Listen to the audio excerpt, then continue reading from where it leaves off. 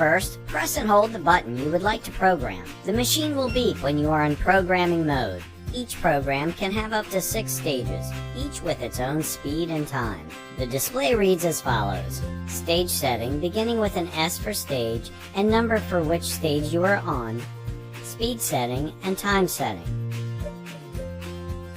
To set stage 1 speed, use the plus/minus speed buttons. Speed settings range from 1 to 8.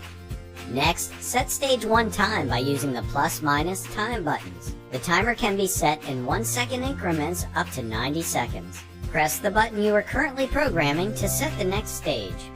If you would like to set more stages, repeat these steps for stages 2 to 6. If you would like to skip preceding stages, simply leave the time set to 0 and cycle through all 6 stages.